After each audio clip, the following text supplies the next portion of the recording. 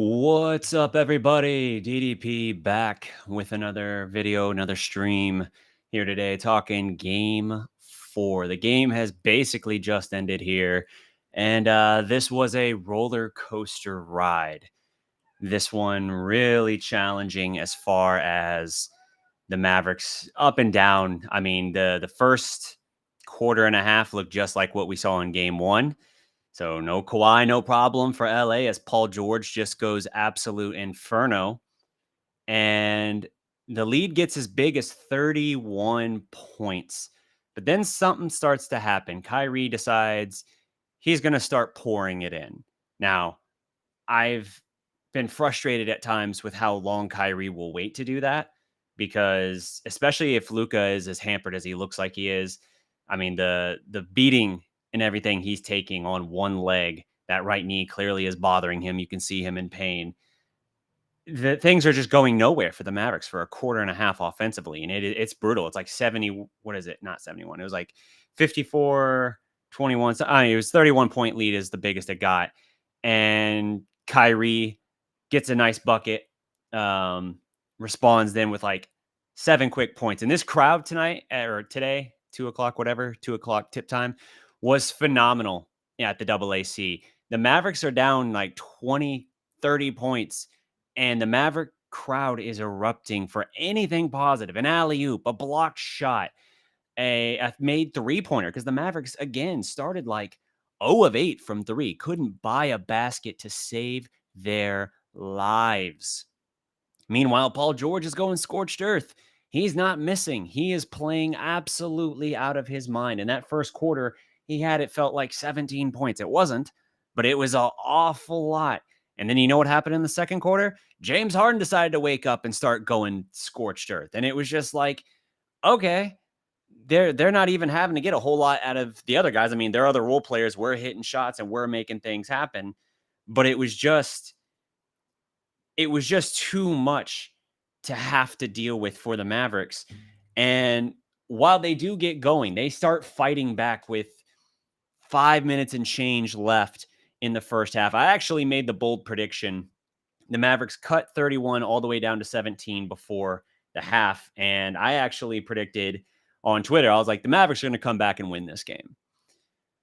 So close to right, because the Mavericks were phenomenal in that third quarter. They woke up and finally started playing. And in that third quarter, they outscored the Clippers 29-16. Paul George, who had like 28 points in the first half, gets 2 in the second half, or sorry, in this third quarter alone. And he gets that bucket with a transition and one, which he misses the free throw with like 37 seconds left. And he played every minute of that third quarter, yet he only took like 3 shot attempts. So not a whole lot there. And Harden was weirdly passive in that quarter too. I think he also only had 1 shot attempt. But Dallas just starts climbing the mountain. They were outscored 39-16 in the first quarter. Outscored the Clippers in the second quarter 33-27. They outscored the Clippers in every quarter except the first and the last. They lose the fourth quarter technically by 1 point, and they end up falling 116-111 despite climbing all the way back from a 31-point deficit to take a 1-point lead, 111-110 over the, or not 111, excuse me. It was, I don't remember the exact score, but Kyrie hits a 3 that puts them up 1 with 2 minutes, 14 seconds left. And then we get all the back and forth trading off of free throws. Dallas, I think, gets one more bucket in there as well. So just absolutely gutting for the Mavericks. But at the same time, I am proud of the team for their response. Rather than just like throw their hands up when they're just getting blown out. I mean, like it didn't matter what they tried to do to guard Paul George in that first half in particular. He's just torching them. Now he's getting away with a lot of like forearm push-offs to create the space. James Harden is still getting his foul merchant stuff going. And they're just pouring it on. You got guys, Terrence Mann's hitting threes, Russell Westbrook's hitting threes. Norman Powell is doing good things for the Clippers off the bench. Like it just feels like there's going to be no end in sight. And yet they made that run at the end of the first half. And I thought, okay, weather the storm, see if you can come out. And now that the offense is kind of going, let's see if you can claw back into it. And they do, but there's a few things going on here. Like, on one hand, when you got to climb back into a game with this large of a deficit, it usually takes absolutely everything in the tank to get it. And Dallas kept cutting it to 2 points, kept cutting it to 2 points. And then the Clippers would go on a little run and it would push back to 6. It would push back to 8. And they would whittle it down and they'd get it back to 2. They'd tie it. And then the Clippers would go on a little run. And finally, with a Kyrie 3, or not a Kyrie 3, finally Kyrie gets them over the cup, and they're able to take that first lead. I think it was 102-101. And it was just like, man, like you want to say this is it, but here's what happens. Luka, with his foul trouble in this game, they were playing him a lot of minutes, even in foul trouble. And it forced Luka to revert to Matador defense. He could not risk it, especially when you're hunting him with James Harden. You just can't risk any contact at all. And so when the Mavericks finally did tie the game, you get like 3 possessions in a row of James Harden just able to run down the floor, get a bucket because he's getting deep penetration. Luka can't breathe on him, and he's just hitting floaters. He's in his bag, he's doing his thing, and there's nothing Dallas can do. The missed opportunity to me is, I think, and I saw someone in the comments say it. I'll track it down in a second, but I agree. Derek Lively needed to come back into the game because I did feel like he was a big difference maker there. That's more of a preferential thing for me. I think that would have been needed in those closing units there. But at the same time, I don't want to be too hard on Kidd. He kept his team together. He kept them fighting. This is one of those things that I disagree with the decision. I didn't like the way some things would go. Particularly concerning to me was that first quarter and a half. And again, certain things here and there, but nothing blatant to me. I felt like Kidd kept the team together and that they clawed back. To me, the game just gets put away because Paul George, after being dormant for basically the entire second half, makes the shot of the game right after Kyrie puts Dallas up 1. Paul George nearly fumbles the ball out of bounds on what looks like it should be an easy catch and layup, catch and dunk, whatever, on a backdoor. Great play drawn up there by the Clippers. He nearly fumbles it out of bounds. Derrick Jones Jr. plays sensational defense on him, and he has to take a falling away in the corner 3-pointer. And he just nets it, just sinks it down. He had, how many threes did he have in the game? 7 of 10 for Paul George from 3, 11 of 19 overall, 33, 6 and 8, only 4 of 7 at the line. That's a little weird, but just incredible. Like he was, and it was mostly the first half. Harden, largely the first half, but he ends with 33. And, once he got the green light to just start headhunting Luka, who could not even play Luka standards of defense, even the perception of bad Luka defense, he couldn't risk it because of the situation. I'm sure no one will take that into consideration. But Dallas just didn't respond quick enough to, after Harden gets 3 straight buckets, first to tie it, and then to go up 4. You just kind of get this situation where they're not responding quick enough. They do eventually find a way to get PJ Washington on Harden, but it's kind of a hard situation here because even if you're trying to hide Luka on coffee in the corner or, free throw line extended, you're still in a rough situation where Harden's rolling. You're asking PJ to be able to stop him, basically going ISO defense. And, again, I look at this and I say, everything they needed to do to climb back into the game. And then you finally get the lead, and then it gets taken right back. And then you're back in a hole. And then you climb back and you get it, and then it's taken away. It's just like, it's gutting. It really is. And Paul George hits that 3. James Harden gets those quick 3 buckets. And it just short circuits you. I just feel like Dallas ran out of bullets in the chamber. When they finally scaled the mountain, maybe if not for the foul situation for Luka, if he even has 4 fouls versus 5, it's different. But as I look at the team right now, it's 2-2. And, if it's back to, here's the thing about sports in general, but especially playoff basketball. And this comes from Bob Sturm of 1310 The Ticket.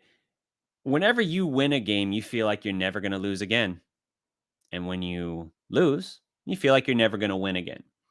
It's so easy to get held as a prisoner in the moment and just think, ah, well, now that I look at this, I'm saying before earlier on the stream today, I said the Mavericks were the better team for 2.5 games.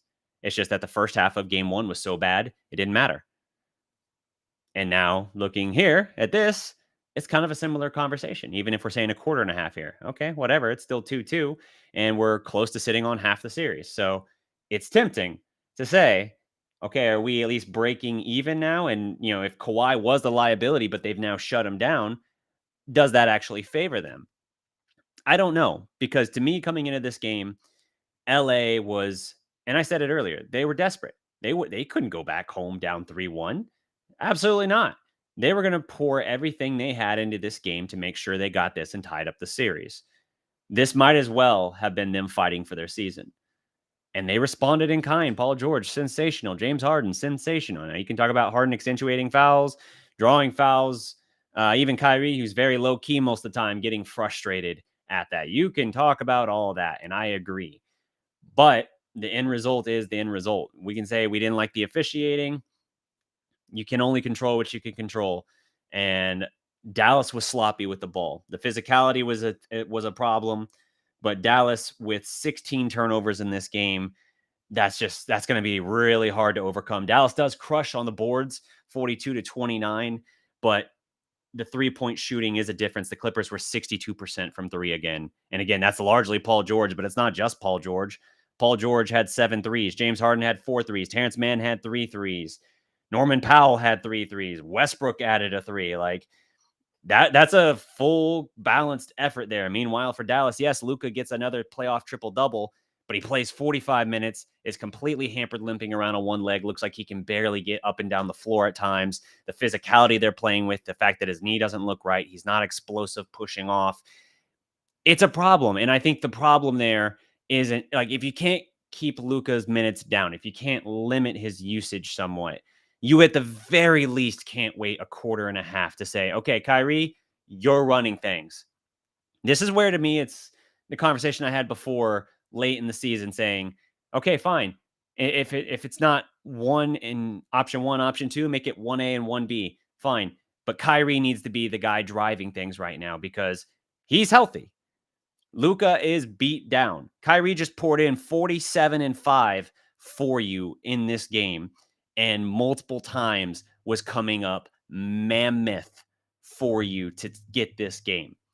Now, he had some turnovers as well. Kyrie had 7 turnovers. That's not lost on me. I absolutely saw that. Luka technically only had 3 turnovers. It felt like more because he was struggling with the physicality of it. And there were things that were called, things that weren't called. But even when he's getting fouled, getting to the line, he's 8 of 10 at the line, but the 2 he missed were big because I think Dallas at the time was down 4 when Harden hacked him in the post. But just everything was difficult. Luka did not look comfortable going to the basket and dealing with that. That's unusual for him. And he doesn't look like Luka right now. So I think Kyrie needs to be the main thing going and let Luka play off the ball. He's shooting sub 30% from 3 in this series. Again, 1 of 9 here. Now he does hit a 3 that ties the game. That's awesome. That's huge. But it's like, it's just not there. The offense feels stagnant when he's trying to run it right now. There's times where I feel like he's trying to do too much. And that's the problem is as I'm watching the Clippers play basketball, they feel a little more cohesive and in control. Even if it's your turn, my turn sort of thing, Paul George and Harden going back and forth, it's largely working for them. And it works. We know Luka and Kyrie fully healthy, how well that works. But Luka not healthy, I feel like Kyrie needs to be more the driver of the offense right now. Man, I see Maxey catching some flack. I understand Harden cooked his ass on that one bucket for that floater. Maxey was really good in this game. I'm not going to say he was like a world beater, but Maxey had some big plays and absolutely carried his weight here. This is not the same to me as that. I think I wanted to see more lively. I already mentioned that. Um, but the Clippers, their role players showed up in this game. Mavericks still haven't found enough, especially in terms of their 3-point shooting. And that's kind of been the difference is the Mavericks offense being stagnant, not being able to knock down shots, again, starting 0 of 8 from 3, having the doors nearly blown off there immediately in this game. Like they led 8-7, and then the Clippers went on this mammoth run, and the lead swelled all the way up to, um, let me see here.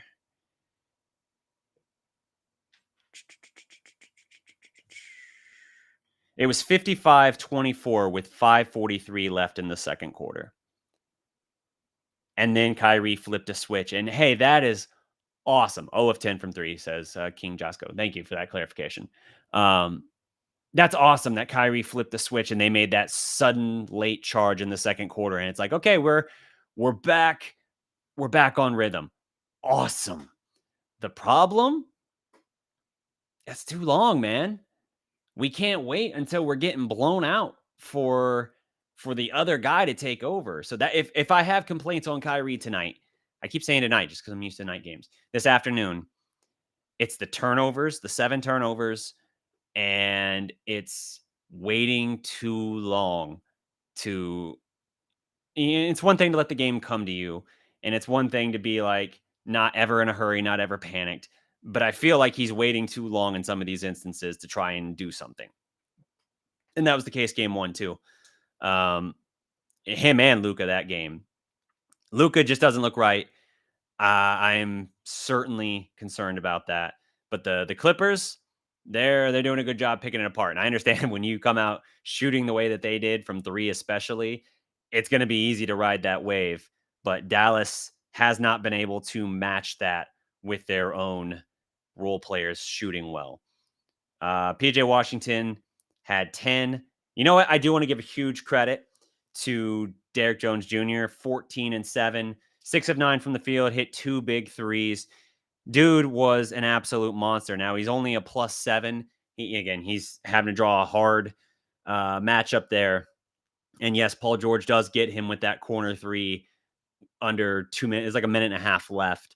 And that ended up being more or less the game winner because Dallas never caught him again after that. That put them back on top by 2. But man, Derrick Jones Jr. was so good in this game. PJ fought hard, but I kind of thought this might happen. PJ, because he became the focal piece of game 3, because he became the focal point of game 3, he was going to catch a lot of heat. He was going to be attacked. And that's why you got Paul George after hitting like his 4-3 on PJ, striking PJ's same cross arm pose. And like, yeah, I get it, man. That's just good trash talk. You give it, you got to take it back. You can't shrink from that. Salute King Josco. You can't shrink from that. And I know PJ doesn't, but man, this feels like one that you scale that mountain and you get it taken back from you. That's going to be a hard one to put behind you. And especially now, I kept talking about war of attrition. Now I got to start worrying about that cutting both ways. This is what I said, man. I said this earlier going into the series. It's a war of attrition. It's going to be physical. It's going to be challenging. This is why I said it was important for Dallas to handle its business and get this one and then go back and handle it the next one. Rob, I feel like I've been completely fair here. I don't know how I'm essing on the team. It's going to be a challenge, but now because of the physicality of this series, you're going to have to worry just a little bit about like, okay, how's Luka's knee going to hold up going into this next game? How are the Mavericks going to make adjustments here? Because clearly the Clippers made several adjustments that fared well, just being able to fend. Gotcha. Just being able to um, fend off everything that was happening early on in that game. You shake off that barrage of 3-pointers and you shake off that just onslaught, and the fact that the officiating is kind of letting one team play physical but not the other, that's really tough to contend with. But I do feel like Dallas did a pretty good job steadying themselves and coming out and just fighting, scratching and clawing. And I hate that we're in a situation where now I'm having to look at this and I'm having to say, like, Gafford played 19 minutes, 5 points, 5 boards, 2 assists. Again, 1 of 4 from the field. Couple times I felt like he needed to finish a play and didn't. Lively, 18 minutes, 8 and 6, 4 of 4 from the field, a block and a steal, not a block. I need more Lively minutes. That's where I feel like I'm at this point with Gafford. I know he's dealt with an ankle. I know he's dealt with a back. He's not 100%. Nobody ever is in the postseason. I need to see a little bit more Derek Lively, and I think that will help things out a bit here for Dallas. Josh Green, I know he's playing tough defense. I know he's giving full effort. I know Harden is a nightmare to have to deal with, but 0 of 3, 0 of 2 from 3. The problem with Josh Green I see here is the same thing that I feel like I've seen from him in terms of his offensive game through so much of his young career. It's a confidence thing. He hesitates, he hitches in his shot. You see a moment where he'll catch the ball, you set him up for a corner 3 or something. He'll catch, kind of hitch, and then he's like, "No, I should shoot it." And then he shoots it, and it's like, "Dude, you've already broken your rhythm." He has to take the shot when it's there.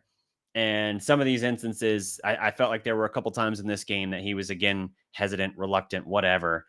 And it's just like, man, if we can't ever have a playoff run where you're settled in and you look like you're ready to be 3-and-D, your effort and your hustle and your defense is nice. It's all very nice. And they even said in the broadcast, the Mavericks team, the Mavericks coaching staff does not weigh or consider his effort or his value based on his points. It's about his effort on defense and the 50-50 balls he tracks down or makes a play on, whatever. I get that. I understand that. And I saw a lot of guys throwing their bodies around in this game. PJ Washington, Derek Jones Jr., Josh Green. Like, I love the heart and fight from this team. But I am looking at, from a scoring capacity, and I said this earlier, when they made the trade deadline move they made, on paper, they were surrendering some of the shooting and scoring for defense, and it was the right move. 100% the right move. If you had, you would have been in the play-in tournament had you not made that move. If you made the playoffs, to be clear. So if you not made those trades, the Gafford and the PJ Washington trade, you would have been in the play-in at best, I think. I think that's the way you were trending. So these moves were the right moves, but you've got to find some more three-point shooting from your bench, because from your bench, Derek Lively, 8 and 6 was your high scorer. Maxey had 3 points. Big 3, to be clear. He hit a 3 with about 4 minutes, something left and change. And it was a big corner 3. Loved it from Maxey. But Josh Green gave you 2. That's it. 3, 8, and 2. You get 13 points out of your bench. I don't care how sensational one of your superstars is. I don't care if the other guy's still finding a way to almost drag you to 30 points.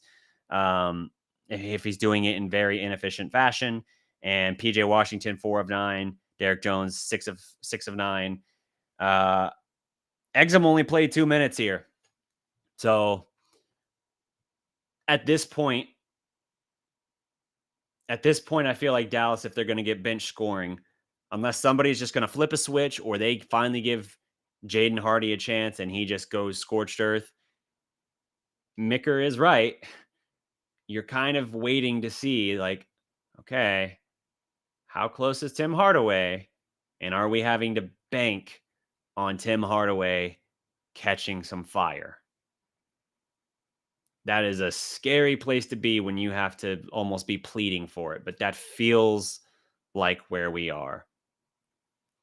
So, I'm not trying to be gloom and doom, but I am absolutely looking at this and saying, because of that first quarter and a half and change, a little over a quarter and a half, I am concerned about the offense. I am immensely concerned about Luka's knee. As much heart and fight as they showed climbing back into this game, erasing a 31-point deficit, if they had actually come back and won this game, they would have tied in the largest playoff comeback in the last 25 years. That's so incredible. So I don't want to take too much from the team. I don't want to be too hard on the team. But the fact of the matter is, they didn't get enough from their role players. The Clippers did. And when it came time for the superstars to close, they did. They made the big plays. And maybe it was just that they had two that were there. Luka hit that huge three, the 1-3 he hit on the game to tie it. But that was kind of it. Like, Luka is, I don't even know what percentage I would put him at, but he's not in his superstar stratosphere right now because of his health. So that has leveled the playing field considerably. For the game, the Clippers shoot 54% compared to 49% for Dallas. The Clippers are 18 of 29 from three. That's 62%, even better than their game one performance. Mavericks do end up 11 of 33 for 33%, but that's actually kind of impressive when you consider they missed their first 10. The Mavericks get to the free throw line more and do a better job there. They go 20 of 25 at the line for 80%. Clippers, meanwhile, just 12 of 18, 67%. Both teams turn it over double-digit times, but the Mavericks have 16 compared to just 12 for the Clippers. They're netted at 22 assists apiece. Mavericks win the rebounding board. 42 to 29, including 14 offensive boards compared to 5. You nearly triple them on offensive boards. That's one of those things where it's like, oh man, you see the fight, you see the heart and the hustle. That's one where it hurts to still lose that game. But again, it's the 3-point shooting. It's the fact that the Clippers make 7 more threes than you. They're a plus 21 in that area alone. That combined with just how abysmal your first quarter and a half was, you're just hard pressed to overcome that. So yeah, this is a little bit point of concern for me as I look at this, but I'm not going to be too much a prisoner of the moment because I understand that, you know, adjustments will be made. And while in-game adjustments aren't kids' strong suit, typically, he's usually pretty decent in the playoffs at game-to-game adjustments. But health is going to be the biggest determinant because if they got all the firepower they've got, at least 2 superstars healthy and playing up to their full potential, and you've just got the one right now or the one and a half, depending on where Luka's knee is at. I don't know, man. I don't know. The Clippers do only have an 8-man rotation, so maybe you have a chance to, if you can hold this series and hold it longer, maybe they can slow down a little bit. But this is going to be an interesting fight because now it's, I could see Dallas getting the next 2. I could see the Clippers closing the next 2. I could see either possibility at this point. And that's why I'm just not going to try to get too high or too low. I will say there are new points of concern, largely that I've still not seen certain role players. That I see the heart and the hustle and the effort. At the very least, I don't question that from any guy on this team. But I need to see some better rotational decisions, and I need to see some guys actually putting the ball in the basket that aren't just named Luka and Kyrie. I talked before the game. Someone asked me what I would rather see, Luka and Kyrie just absolutely go off, or the role players step up and you have a more balanced scoring thing. And I was like, well, yeah, you obviously always want that because role player confidence and momentum on the road is huge. So you build it here, it can carry, they can take it with them like their carry on the team plane, going to LA for game 5. But you don't get that. You don't get that. You're Exum at this point. I'm officially concerned. That was a huge potential X factor, I thought, and it's just not been a factor for the Clippers. Russell Westbrook back to being an irritant and a bit of a factor here. 5 points, 3 rebounds in 22 minutes. But for him, it's really just been the defense. He's a +7 despite that. And yeah, he'll have some bad turnovers. He'll make some baffling decisions, but what he brings to that team is enough for that second unit, especially when you consider what Norman Powell and what he's able to do. Even though he only had 11 today, three threes, all of his buckets felt pretty significant, I felt. So we'll have to see, man. One game ago, Paul George had a horrible game and looked like a non-factor because he was. And then today, he was the absolute hero, both in the early going and in closing time. Well, I guess you could say Harden. But he hits the three that basically wins the game. So, yeah, that's sports. It's fluid. It changes constantly. And you just got to not get too high, not get too low, make your adjustments, try to come back and see what you can do better next time. That's all there is really to say. Let me run through some of the comments here. This one sucked. It was hard watching for a while, for sure. Why didn't Kiv have Lively or Gafford in the game down the stretch? Why was he going with Maxi is the question. Uh, I think Maxi was playing some good defense. Yes, Harden gets him once or twice there late on in that matchup as Harden's putting it out of reach, but he was playing some good effort. Like I didn't have a problem with it. And then he also added the big three in the corner. I can't hate too much. I do agree. I wanted to see Lively, but I do kind of understand. I do kind of understand at least the inclination for the decision, especially when it seems like something Kid will go too often. Is Luka playing injured or just badly out of shape? He's absolutely. I think he's absolutely playing hurt. Injured is to me a strong word. To me, I think injured. I think a guy needs surgery. I don't know that Luka needs surgery. Maybe it's a sprain, in which case you got to be real careful with that.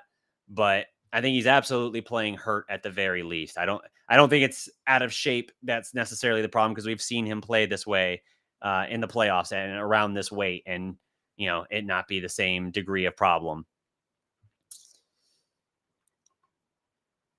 Surprised they haven't gone live yet. Gafford better in the series. Gafford has not looked good. I agree, and that's why I'm saying I think they need to go with that. They brought Gafford back into the starting lineup after not starting him in Game 3, and I was a little bit surprised that he still got about 20 minutes. They basically balanced their minutes 50-50, like 19 and 18 between Gafford and Lively, but Maxey got 22 minutes, and I don't know that a small ball rotation is the answer to counter what the Clippers are doing.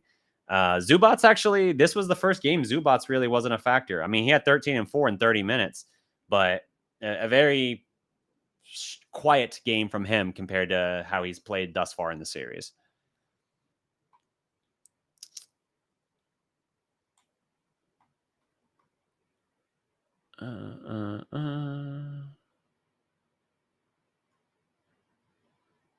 Needed rim protection down the stretch, but Kid went small. I agree. I agree. I don't agree with the decision. I understand why he made the decision he made, but I think you needed that athleticism and rim protection, especially when Harden started just going at the rim and shooting floaters. I think that's where you needed it. But Kid decided to try and counter with a point of attack defender, largely understanding that because Luka was out there with 5 fouls, you were going to be playing 5 versus 4 no matter what. And so playing 5 versus 4 and Kyrie also being out there, but not a strong defender, I think they looked at it and thought, I need as many point of attack defenders as I can have. And so he rolled the dice with Maxey as opposed to having the back line with Lively. That's my impression. With Dallas winning the rebounding battle the way they were, and it's not like offensive glass was what was killing you there at the end. I understand it. It's easy to look back at it and say that that was the wrong decision, but I understand the decision, even though it's never one that I advocate for. I never advocate for the small ball 5 Maxey closing lineup, but given the circumstances here, I can understand the reasoning. A lot of inconsistent touch fouls by the refs on players, allowed to contact others, but you're not. Yeah, no, I saw it for sure. I want to blame Kid again, to be honest, but how do you allow Harden 4 floaters in a row without changing anything after we got the lead at a 105, 104 sequence and then that Harden brush? So there you go. Yeah, I agree. I do. Again, I think he tried to go.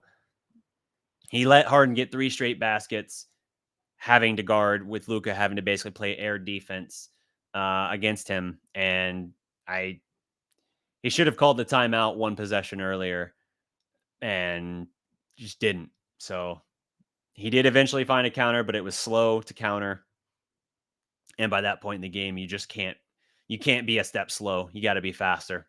You got to be faster with the adjustments. And that's why I said in-game adjustments never seem to be kids' strength, whether it's being slow or just outright not seeing the adjustment to make and making the adjustment between games. Luka's one of the best players I've ever seen, but the dude can just keep shooting the ball from three like 11%. Yeah, no, I know. Uh, I think this is Luka trying to do too much despite his health situation. His knee isn't right. The physicality is bothering him. I think he is a bit gassed. And so he doesn't want to attack the rim. And even when he is attacking the rim, like he did in times in the second half here, he looked tentative. He didn't look assertive and confident in what he was doing. It looked like he was navigating the paint like he was navigating a minefield and he didn't know where the hit was going to come from. So I think that's messing with him a little bit. And then when he's not doing that, he's jacking up three pointers because that's the safer play. And he keeps thinking, well, if I can make this one, then the next one, I can find a rhythm real quick, especially Luca with that killer closer mentality. When he finally hits the one he hits, that's a gutsy three. And he finally hits it. So we go like, see, there's Luca. There's you know, clutch time Luca. That's what we've been waiting for. And so it wouldn't have shocked me if Luca had hit another three after that. He didn't get the opportunity, but it wouldn't have shocked me if he had. Well, actually, he did get an opportunity, but whatever. Um, it would not have shocked me. And it just comes down to like, you've already got that shooter mentality where even if you're missing, you're just going to forget about it and ignore it. And if you're hitting it, then you're not going to, you're going to, doesn't matter if you're 1 of 9 and then finally hit again. You hit two. Now all of a sudden you're thinking like, there it is. There's the rhythm. Now I'm heating up. Keep pulling the trigger. And so I think he's leaning too hard on his default assumption of his capability based on history, which I understand, but I think it's getting him into some trouble here. Because his 3-point percentage is abysmal in this series. His overall field goal percentage is really poor in this series, and I think he needs to start deferring more to Kyrie right now. When they're both healthy, it's one. Luka is your one, Kyrie is your 1A or 1B, whatever. If you want to say he's a 2 sometimes, fine. But that's to me the real difference is that Luka needs to defer a little bit more to Kyrie right now, both to protect himself and to give the team the best chance. And I need Kai to step up earlier. I can't wait a quarter and a half, 2 quarters for Kyrie Irving to go like, all right, I'll do it. I mean, look at that. Look at that in game 3. Kyrie was 1 of 5 in the first half, and he didn't start cooking until the 118-minute mark of the third quarter. Now, we were all rainbows and sunshine because the Mavericks were winning that game even when he finally got cooking. They were still up 6 after having their own 23-point lead. But because they closed strong like they did, and he particularly closed strong, we're like, see, all's forgiven. But dude, you can't wait until the near fourth quarter to be like, yeah, I've been a little too passive here. Maybe I need to press down on the accelerator and take this game over. Bro, I need you from the start. Like, I understand if you're not going to turn it on in quarter 1, assuming the game is close, but if this game is slipping away and we're 15, 20 points back, I don't care if it's 4 minutes into the game. You got to get your shit going. Like, we don't have the luxury of waiting, especially if Luka's in, this kind of struggle like he is right now. So, I think that's where it's at. If I'm Mavericks, I got to get Kyrie more touches early on, especially. I got to get him going. I got to try and protect Luka from himself, and I got to find a way to get some role players going because that's to me the difference right now is the Mavericks are back to a team with like, hey, we got the offense humming as long as it's Luka and Kyrie, one of them cooking for a bit, and the defense is great. The rebounding, great, but you just don't have the other scorers right now. You need a 3-and-D wing, and PJ can show that in flashes. Derek Jones Jr. has shown that in a couple flashes. Not really, I mean, scoring touch here. It was here in this game. He had a couple big threes, had a couple great drives to the basket and all that. but you just need more there. And when you're not getting it from those guys, then it's like, all right, here's Luca and or half a Luca and a Kyrie. Go make up for it against a stacked, top heavy, yes, but still a stacked scoring team and one that can defend in the Clippers, even without Kawhi. So, yeah, tough going, disappointing finish, but I don't want to get too high or too low. You lose a game, you feel like you'll never win again. You win a game, you feel like you'll never lose again. You just got to see what the adjustments are and how the team responds. The question to me, the big question to me is, what is the state of Luka's knee?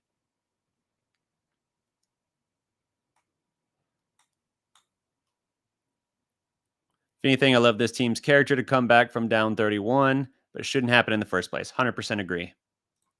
100% agree, King Jasko. Luka needs to stop settling. That's his only weakness in his game. He can get any shot he wants, but he chooses low percentage shots. Yeah, and sometimes that's just that mentality of I'm the best player in the world. I can do anything I want, and you just think it's kind of like you think you know best. Like, even if the other team is challenging you, daring you to shoot that because they know you're taking an inefficient shot and you're not hitting them right now, part of you wants to throw that back in their face. Like, oh, you don't think I can hit threes right now? All right, let me really set my feet here and knock this one down, throw it back in your face. You can't have that mentality, man. You can't have that mentality. You gotta find a better balance. And right now it's too Luka centric overall for me, but I need a Kyrie response much earlier. Much earlier.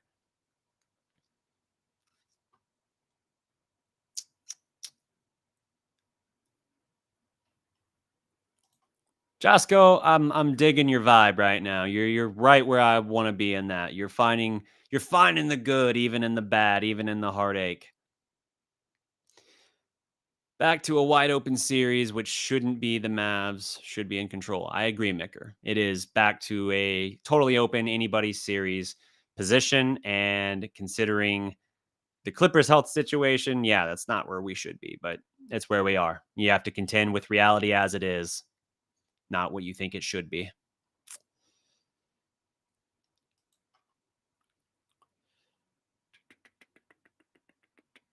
I definitely wanted this game. Kid is so stubborn to get Maxi out, and Luca, I don't know what to think sometimes when I watch him because I think about Porter because I like the dude. Put under in Slovenia. Can't shoot right now. Probably my ass. Uh, again, I don't question. I think Luca's contention for MVP. He won't get it, obviously, but I think his argument in case for MVP is what it is. But Dallas needs to find more balance. And by the way, that's not just saying get more shooters in. Part of that is just changing the system, changing up the system and not making it so dependent on Luca. There's a reason, guys, if that mold never win like a title. That's Russell Westbrook. That's James Harden. They're together for like third time in their career trying to right that wrong finally. So you got to take that into consideration. Um, you've got just so many of these guys that are high usage and just going absolutely like running up the stats trying to get there. Damian Lillard, to some extent as well. It never works out. You got to be a guy that can play two-way. Luka is capable of playing two-way, but you also got to cut down, I think, a bit on the usage. And part of that is just having the system in place to do it. And I think Dallas defers at times to heavily just to like let Luka run it and do what he wants to do with it. And in the regular season, especially, that's worked out great for you. In the Western Conference Finals run a couple of years ago, that worked out just fine for you. But you also had the shooting in loads there because you had your role players, your Dorian Finney-Smith, your Reggie Bullock even had a great run there for a while in that postseason run, not just defensively, but also knocking down timely threes. You had Dinwiddie having at least flashes of great games there, not consistently enough, but still something. And Jalen Brunson breaking out and emerging. Jalen Brunson had 47 points and 10 assists today for the Knicks. Like, good Lord. Like, you either have to have so much balance and stacked power that it doesn't matter, or you have to have a real good offensive system in place. And, the Mavericks had Igor, they had Luca's former coach, and I liked a lot what they kind of had in place back there. But after they made that run to the West Finals, he left for the Nets. And that was very disappointing because I think that was a real opportunity for the Mavericks to have a strong, stable system that wasn't quite so dependent. And it got away. And I have mixed feelings because I think they need to find a way to reduce Luca's usage on the offensive end. Let him keep playing defense at a higher level. I'm not saying he needs to go be an all defensive team player, but I do think they need either more firepower to overcome it, or ideally they need a system that doesn't have to rely so hard on him, heavily on him. There you go. Nicolo, I think they gave Harden these floaters for some reason. There's no way he's blowing past all our guys. If they gave Harden those shots, that is a hell of a coaching decision because the floater was a James Harden absolute, uh, absolute favorite from his bag of moves. Harden, yeah, he doesn't finish at the rim the way he used to, but the floater game for Harden has always been a strong component. So if they were strategically giving him those floaters, that's a hell of a bad strategy. And if that was actually a thing that was verified of like, yeah, we were trying to give him that shot. Whoo, boy, that would be a hell of a strike against Jason Kidd because that's a terrible strategy in that moment. Mm-mm-mm.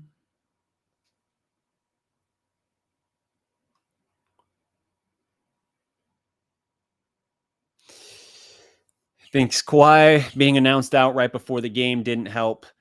Too many turnovers, too much playing from behind. I agree on the too many turnovers and too much playing from behind. I really think most everybody for those two teams knew Kawhi was probably not going to play um, today. Whether it was his comment, whether it was his performance in Game 3, his comments after Game 3, when he got that alley oop dunk for the Clippers, and he's kind of hanging and swinging on the rim. First of all, I was like, that's weird. He's been on the rim long enough that this should probably be a technical or at least a warning. They said today in the broadcast, it was literally because he was so concerned about landing, like with his knee, like how it would feel if it would buckle or something under him coming down. It's like, oh, so it was bad then. So it wouldn't surprise me if he was shut down for the rest of this series. So we'll see there. But right now, I'm looking at the team and I'm just thinking, like, the problem is the slow start. That right as they got kind of high on their pedestal again after Game 3, beating their chest, feeling like, see, we've been the better team for 2.5 games. LA came out and said, like, we got everything on the line right now. You better be ready to take our best haymaker. And they landed that shot. Now, Dallas, to its credit, stood up and kept fighting, got all the way into the closing moments, even took a lead, but they couldn't hold it off. Because whether it's Paul George's falling out of the bounds three, or the fact that they just had to play around Harden and he cooks them 3 plays in a row, it just broke it down. And you didn't have enough. You foul troubles. You didn't have enough to get the stops, and it felt like the best you could hope for is they just miss, and that's not an enviable place to be. So the coaching adjustment, if there's one to be made, there had to be made. And Kidd made the gamble that he thought best at point of attack, and it just didn't pan out for them.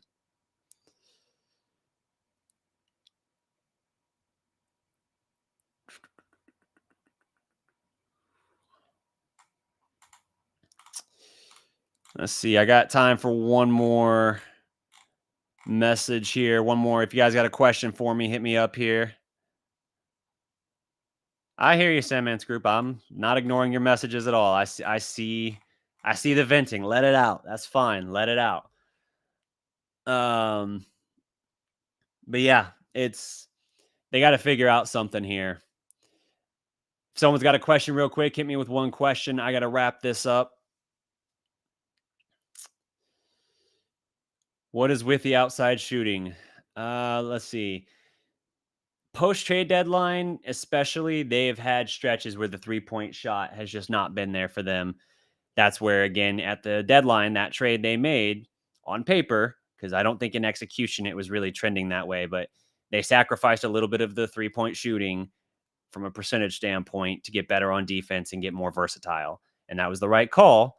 But they're still sitting in a situation where they've not shot the ball from three very well post deadline. They did finally start to kind of come around during that last little win streak they had, capping with the Miami game.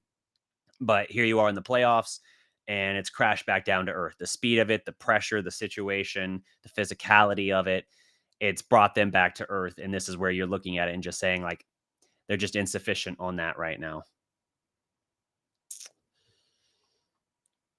Please give them a credit. Who are we giving credit to?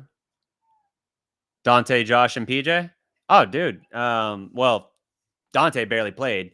Josh Green fought hard, made a couple plays. I definitely appreciated that. PJ Washington, not as good this game as he was previously, but the fight, the heart, the effort is there. I like it. This was Derek Jones' game of those two. Like, if I'm looking at them like they're in a similar camp, a similar mold, game 3 was PJ's game. Game 4 was Derek Jones. And I wish for him as much as anybody that they had gotten this, because I think in Mavericks fan lore, appreciation, whatever, this should have been his moment. Yeah, I don't like hearing when they're talking about, like, "Yo, it's clear how hurt Luca is, but he's not even looking at the bench. He won't come out of this game. You can't take him out of the game." I hate that when it's a star player, because you can't win. You can't. Yes, if Luca somehow pulls them across the finish line and they get the win, then it's like, "Oh, legendary status." But what happens if he makes his knee worse? What happens if his leg buckles and now it's a major injury when it was only a mild injury? Well, now I'm pissed about it, because one playoff game is not worth your guy having to have surgery in the offseason or something. Things like that frustrate me. So I don't like Luca playing 43, 44, 45 minutes given his health, especially when it feels like at times a liability as much as anything. They need to do a better job of that. Luca's defense was solid. Like, people are pointing to the blow bys and all of that. Um, but Luca, in terms of that, his game 2 performance, Clipper players shooting on him as the primary defender were 2 of 17. So taking all the credit away from Luca as a defender in that effort doesn't make a lot of sense to me.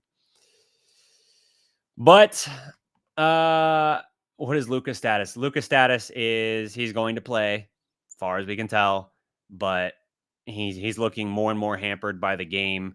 And at this point, if they don't make a change fast, he's either going to get injured or it's going to self-destruct the rest of the series for the Mavericks. That's where it looks like it's at right now. But as we know more, I'll let you know. But that does it for my time here, guys. Again, try not to get too high or too low on this. Be proud of the team for the fight they showed, climbing back from down 31 to take a lead. No matter what happens the rest of the way, I have a lot of respect for the guys doing that. It's not a matter of not wanting it enough or not being willing to sacrifice. It's coming down to, even if they're doing some things wrong, they're doing it from wanting it almost too much. They're doing it from a way that's not going the smartest route, because they're being led by that passion and that emotion a little bit too much. So we'll see how they respond. You got to get game 5 now, and it's going to be interesting. But like the video, comment if you haven't already below. Again, safe space here. Subscribe to the Dallas Prospect. And until next time, guys, remember, every legend was once a prospect.